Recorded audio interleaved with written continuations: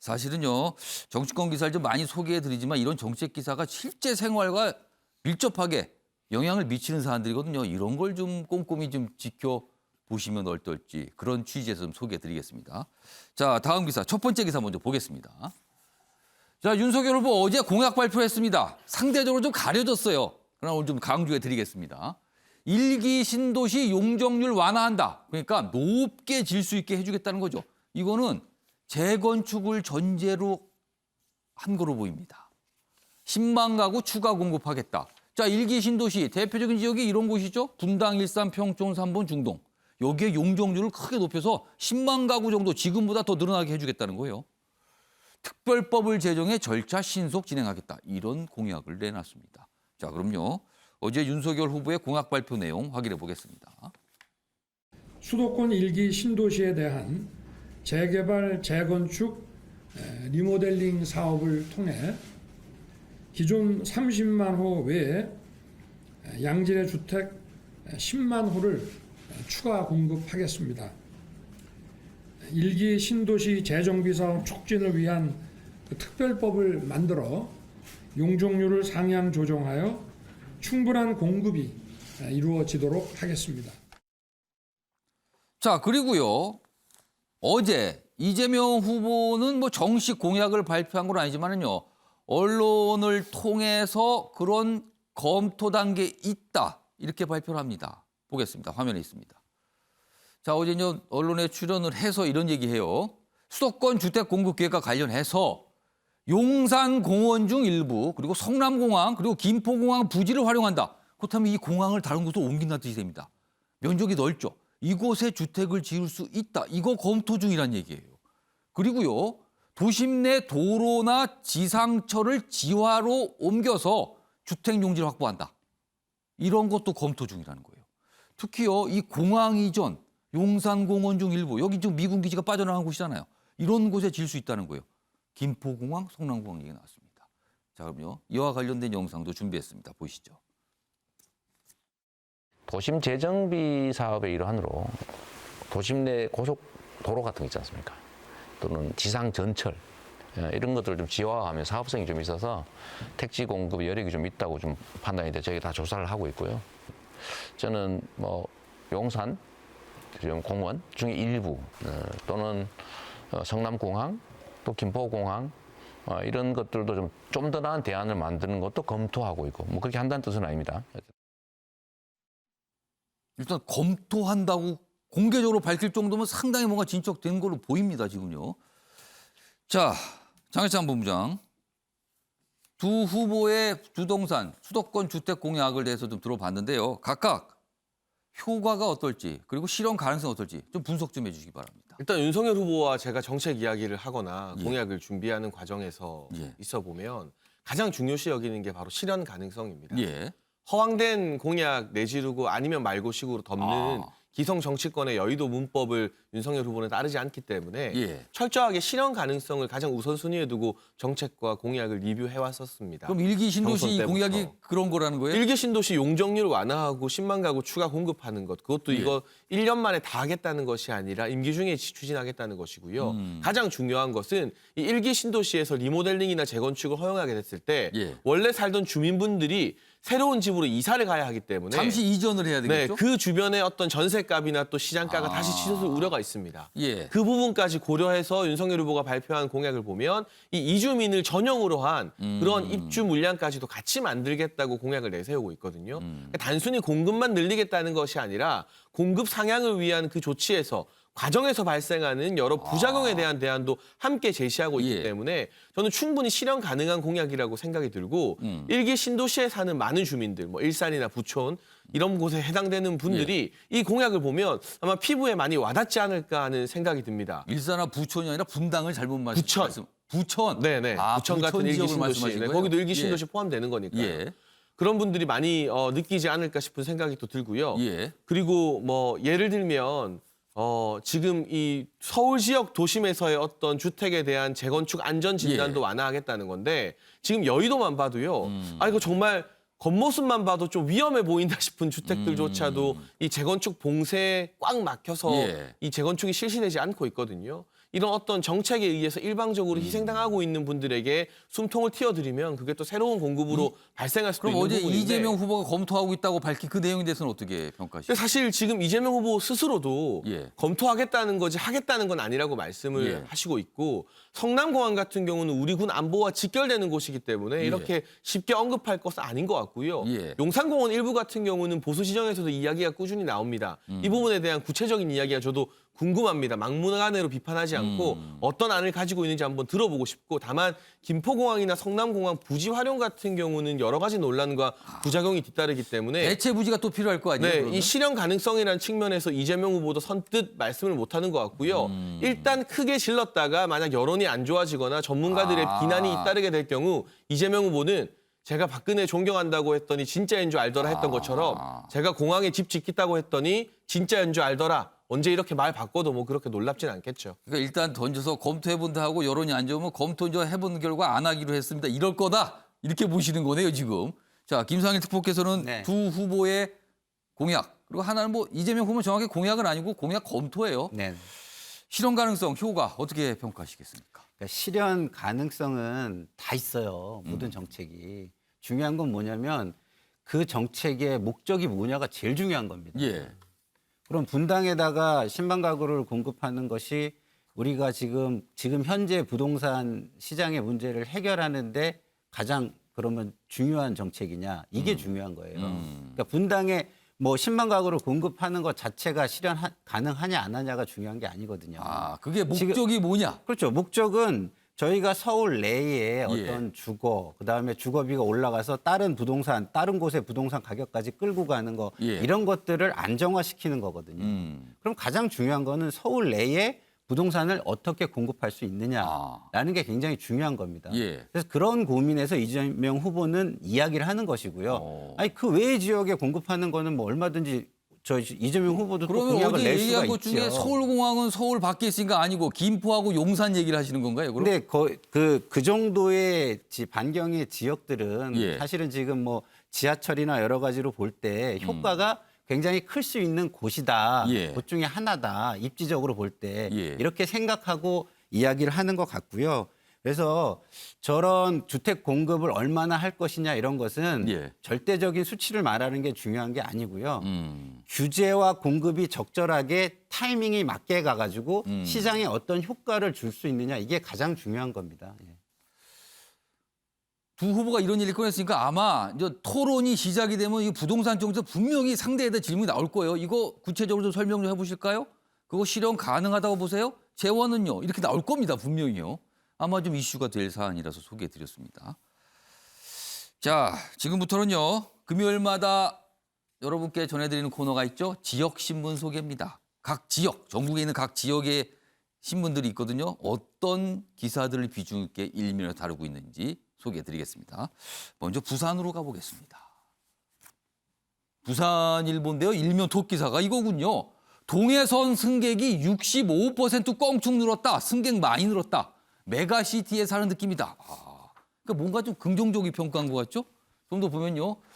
2단계 구간 개통 후에 이용객이 폭증했다. 그리고 출퇴근 땐 시종착역이 터져나갈 정도로 사람이 많더라.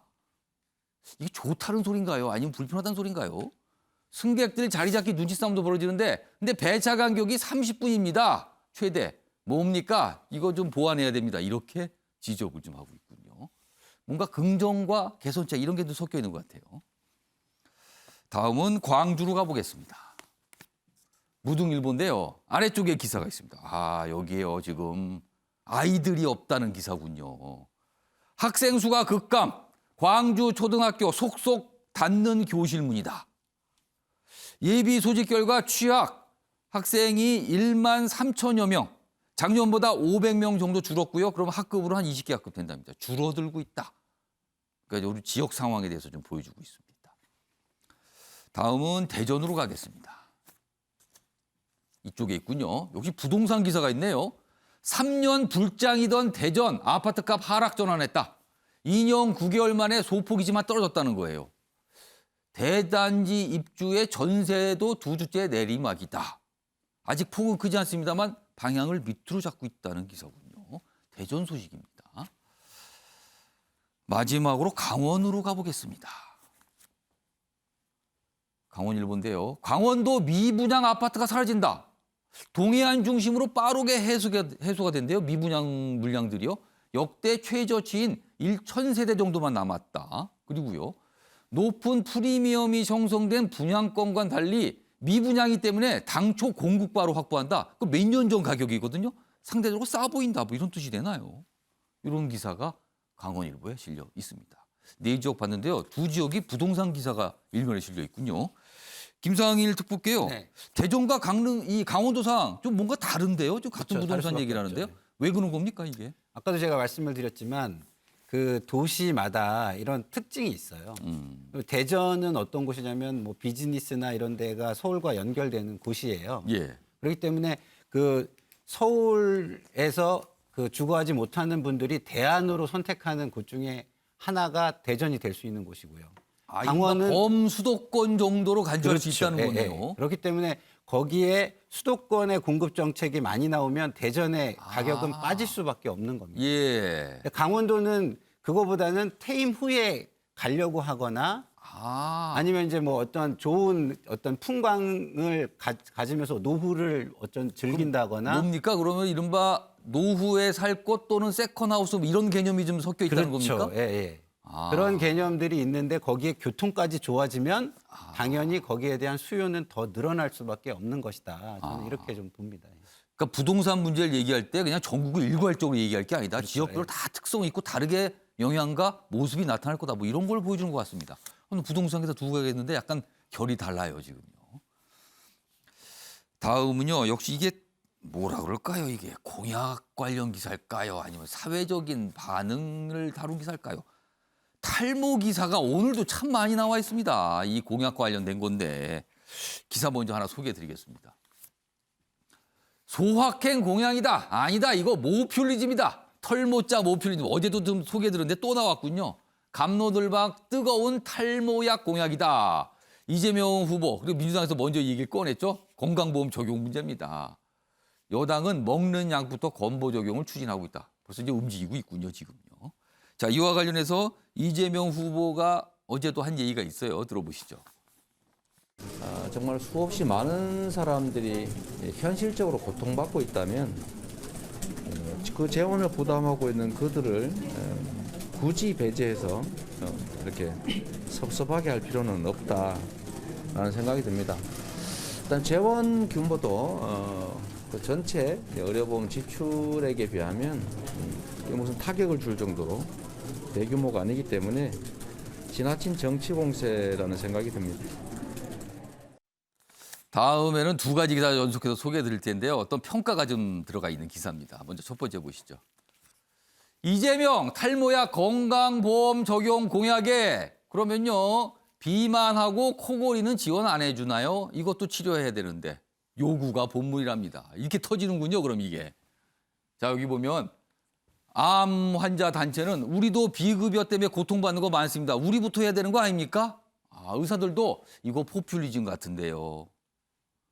그리고 농민들은 쌀 격리 지원 약속하자 어민들 바다도 농사다.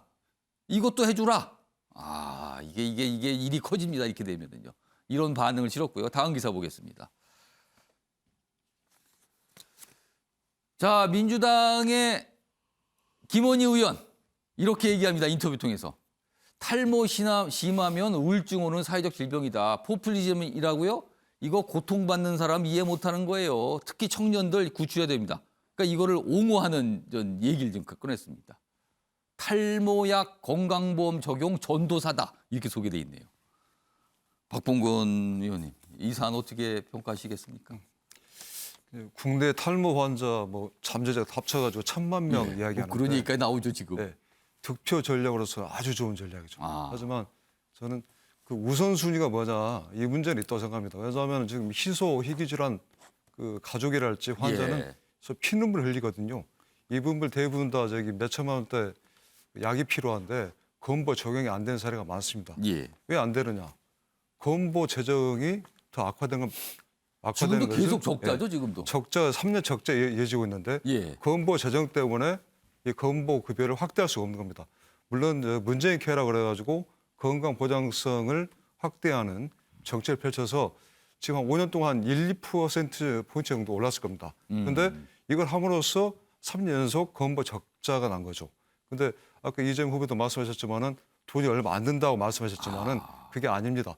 현재 1,000억 원대 치료약이라고 하더라도 예. 만약 이게 건보 적용이 되면은 과잉 의료 쇼핑이 발생하는 거죠. 아. 너도 나도 그러면 치료제를 사서 내가 쓰겠다. 그 정도 금액으로 건보 끝날 적용이 게 되니까. 아니라는 거네요. 그렇죠, 그렇죠. 그러면은. 왜냐하면 그 사례가 있습니다. MRI 같은 경우도 지난해 예. 확대됐다가 이게 아프지도 않은데 나 한번 찍어볼까 해가지고 엄청 늘어났거든요. 그래서 다시 또 MRI 건보를 축소하는 그래서 줬다 뺏는 것 때문에 사실 비판 여론이 있었습니다. 이런 첫 번째는 우선순위 문제, 두 예. 번째는 건보 재정 문제, 세 번째 형평성 문제입니다. 비만도 병이죠 그러면은. 그럼 당장 나와서 약도, 기사에 소개되고 그렇죠, 있어요 지금. 다이어트 약도 그러면 건보 적용해야죠. 아. 이런 세 가지 문제 있기 때문에 이건 포퓰리즘이다. 자, 김상일 특보께서는 이 네. 사안 어떻게 보십니까? 뭐 제가 재정을 굉장히 오래 했기 때문에 좀 말씀을 드리면 예. 일단은 요구가 본물처럼 쏟아진다. 저는 이거 좋은 현상이라고 생각합니다. 왜냐하면 정치인들이 알아야죠. 어떤 요구가 있는지. 예. 그리고 그걸 하나하나 최대한 검토해서 예. 해줄 수 있는 것은 최대한 해줘야 된다고 생각합니다. 우리 2022년에 그 국가 재정이 607조가 넘었습니다. 탈모 이 공약에 들어가는 게 한 770억 정도가 드는데 607조 중에서 770억은 큰 돈은 아니죠. 그런데 지금 앞서 말씀해 주신 것처럼 우선순위가 있기 때문에 그러니까 다른 더 급한 환자들, 그렇죠. 더 급한- 생명이 급한 환자들. 그렇죠. 더 급한 게 있다면 이걸 줄여서 갈 수도 있는 것이고요. 아. 그리고 건보 재정에 문제가 있다면 예. 국가 예산, 재정에서 복지의 차원, 삶의 질을 높이는 복지의 차원에서 다른 방식으로 지원하는 것도 고민해 볼 수가 있다. 그렇기 때문에 그러니까 건보를 통한 게 아닌 다른 그렇죠. 쪽으로. 예. 오. 그렇기 때문에 기본적으로 할 수 있는 게 무언지를 고민하는 것은 정치권에서 해야 할 일이다. 저는 이렇게 말씀을 드립니다. 일단은 고민은 해볼 만한 문제다. 근데 또 건보 적용 문제는 좀 더 따져볼 필요는 분명히 있다. 그 말씀이네요. 뜨거운 관심을 받고 있어요, 지금요. 이게 며칠째 기사가 계속 나와요. 왜냐하면 반응이 크기 때문에 그렇습니다, 지금. 다음은요, 북한 얘기 좀 해보겠습니다. 키워드 때 극초음속 소개해드렸는데 그와 관련돼 있습니다. 자, 북한이 지난 5일 쏘아 올렸죠, 동해상으로. 이게 극초음속 미사일인데요. 북한이 어제 밝혔어요. 뭐 이거 쐈다고. 근데 이게 평양에서 서울까지 따져보니까 1분이면 도달한다는 거예요, 이걸 쏘면은요. 북한은 속도 마하 5, 사거리 700km 목표 타격에 성공했다고 발표합니다.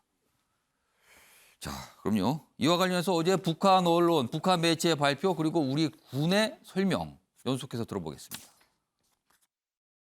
극초음속 미사일 부문에서의 연이은 시험 성공은 방제 8차 대회가 제시한 국가 전략 무력의 현대화 과업을 다그치고 한미 정보당국은 어제 북한이 발사한 탄도미사일의 탐지된 재원과 특성에 대해서 정밀 분석 중에 있습니다.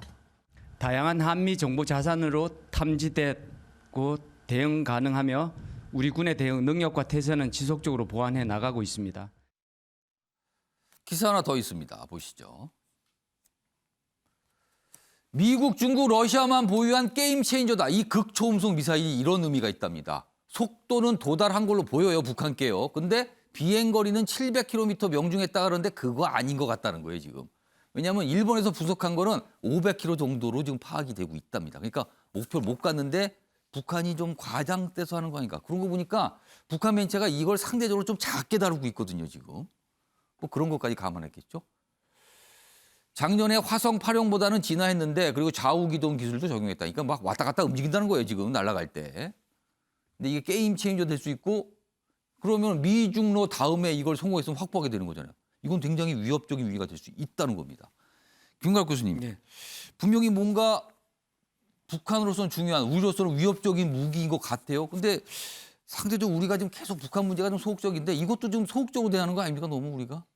이거는 굉장히 사실 중요한 문제예요. 예. 그러니까 게임 체인저가 맞습니다. 아, 이 초음속 이 미사일이 왜 만들어졌냐면 그냥 초음속도 아니고 그냥 극초음속이라고 또 표현이 돼요. 근데 왜 만들어졌냐면 이게 미국의 MD 체제 때문에 만든 거거든요. 아, 요격.